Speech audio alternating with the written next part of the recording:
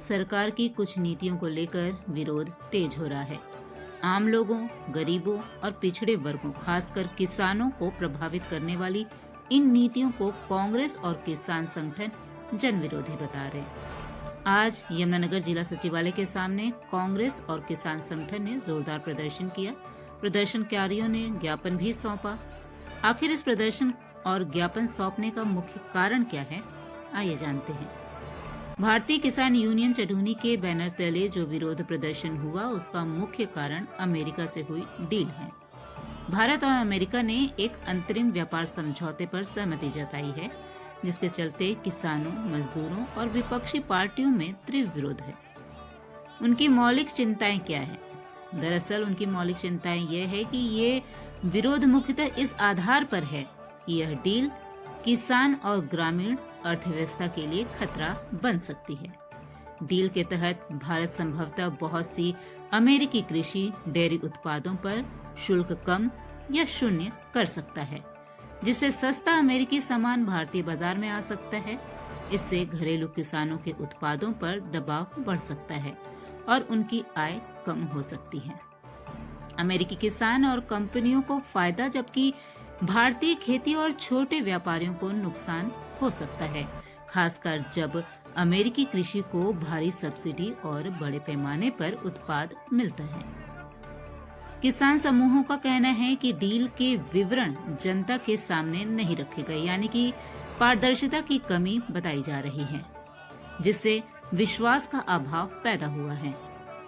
Objection की राजनीति का भी खेल इसमें बताया जा रहा है। विपक्षी पार्टियों ने डील को फंदा, समयबद्ध समझौता और किसानों तथा छोटे उद्योगों के खिलाफ बताया है।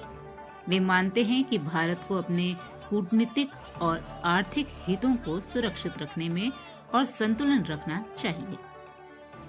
वहीं सरकार का दावा है कि इस डील में अधिकांश कृषि उत्पादकों को संवेदनशील श्रेणी में रखा गया है और किसान हितों को संरक्षण किया गया है, और इसके साथ ही भारत को अमेरिकी बाजार में निर्यात के अवसर भी मिलेंगे, ऐसा सरकार का दावा है।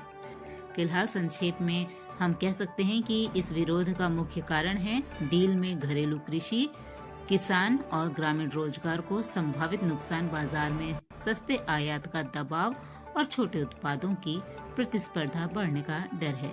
विपक्ष और किसान संगठन में यह धारणा है कि डील देश के हित से ज्यादा अमेरिका के हित में है।